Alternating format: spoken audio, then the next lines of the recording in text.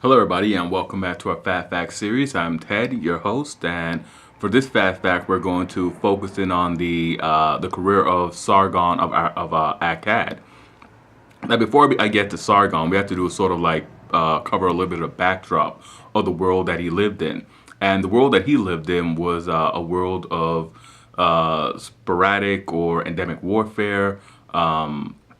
Between men known as NCs, and NCs were sort of the precursors to regal figures. These were dynasts who were in charge with leading the military defenses of their respective cities in Mesopotamia, in Akkad, and in Sumer. And these NCs, their wars were mainly restricted to border wars, to border raids, and of course to raids establishing control over trade rights and of trade routes. The NC wars did not seek to combine the city-states of Sumer or Akkad into larger territorial entities. They were simply wars in which the victor would make simple demands on the defeated. These demands would be for slaves, for resources, for the right to control a formerly coveted trade route, and of course to take possession of the local gods and of course the recognition of the title of Lugal. Lugal was a title that various Sumerian entities aspired to. It generally denoted a higher status, a sort of almost like precursor to a kingly or regal status within Sumer. An NC who acquired the title of Lugal was acknowledged as the premier NC, had the premier dynast in all of Sumeria. Basically, it's close to being king, but not quite. It's close to being a regal or imperial figure, but not quite. These types of battles raged over the landscape of Sumer and Akkad, with no major political changes until the career of Sargon of Akkad. And Sargon, as far as we can tell, he was the son of a flute player who supplanted the king of Kish. Kish, of course, was one of the major Sumerian cities, but he supplants the king of Kish, and he begins recruiting an army of Akkadians. And with this army, he conquers the Sumerian cities of Umma, Lagash, and Nippur. Sargon mobilized the power of Akkad, and the Akkadians, I should say, their understanding, as far as we can tell, stood in contrast with the understanding of the Sumerians. The Akkadians did not possess the same type of intense local loyalty as the Sumerians did. They didn't care that they were from one city or another. They possessed a stronger ethnic identity. They didn't care about what city they were from. They recognized themselves as all being Akkadians. So Sargon didn't really have a lot of difficulty in drawing Akkadian men to him and drawing Akkadian men into his army. Sargon, after his conquest of the Sumerian cities and his unification of Akkad, he tore down the walls of the Sumerian cities. And then he arced out of Mesopotamia towards the eastern Mediterranean. And again, he's following the trade routes. He takes the NC wars, this whole concept of controlling the trade routes, to controlling the cities and controlling the production in the cities. And then he arches out and begins to, because he desires to control the trade routes in outside of Mesopotamia, the trade route leading toward the eastern shores of the Mediterranean. He wants to control those trade routes. He wants to control those cities. So he arches out of Mesopotamia towards the eastern Mediterranean, and he took various titles to reflect this new exalted position. Of course, after bumping off the NC of Kish, he calls himself the king of Kish. Now the NC of Kish, he's now the king of Kish. He assumed the title NC of Enlil. And of course, Enlil was one of the chief gods in the Mesopotamian, the Sumerian, Akkadian pantheon. So he is now the NC of Enlil. He now has this exalted position, has the viceroy of a god.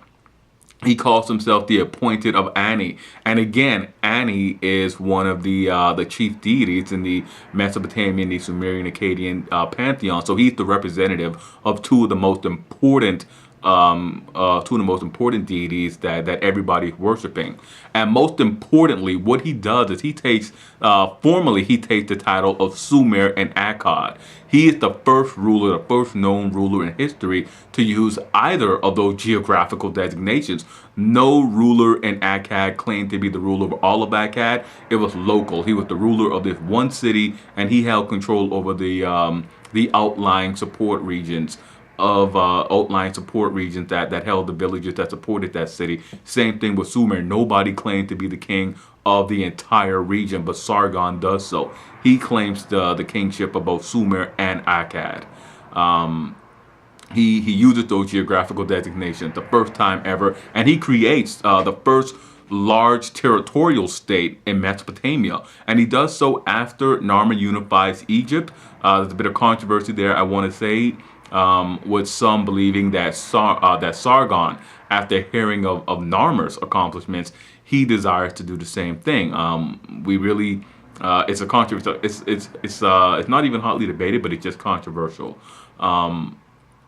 But whatever his motivation is, he does. So he creates the second territorial entity in the ancient Near East, if you include Egypt, in the ancient Near East, and his heirs.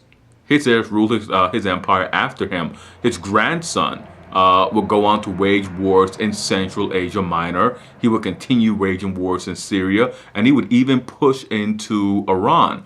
And this Akkadian dynasty, they added more regal titles to their already long list of titles. They are the lords of the universe. They are the lords of the four corners of the universe, and Dingar. And Dingar roughly translates to one who will be deified. So an impressive accomplishment for Sargon and his heirs.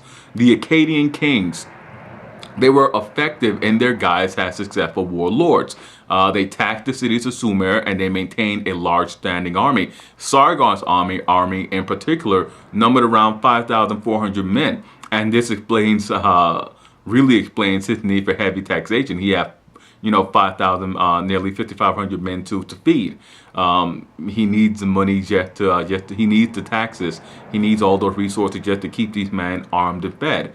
Now, in addition to the conquest and the taxation Sargon instituted, he also created a royal bureaucracy on a scale, and this bureaucracy was on a scale never before seen anywhere in Mesopotamia. His bureaucrats, his scribes recorded information in Akkadian, and they ensured that the taxes that Sargon and his heirs needed were collected. Now, Sargon also devalued the title of Ensi. He began to appoint different people to the role of Ensi, and what he did was he appointed some Akkadians to the title of Ensi of various cities in Sumeria. He also did it in Elam and Akkad. Now, Sargon turns, and the big idea here was that he would turn this once dynastic title into a title reflecting a royal administrative officer. Ensi will now be synonymous with the term governor in Mesopotamia. And Sargon, after his conquest, he embarks on a round of public building works. During his career, he laid the foundation of future royal rule in Mesopotamia, and he does so with a strong royal army and a strong royal bureaucracy. And that'll do it for our fast fact on Sargon. It went a little longer than I expected, but his career accomplishments are that great. Hit like, subscribe, and comment, and let me know what you thought about this fast fact. And as always, I am Ted, and I'll see you guys next time for another fast fact.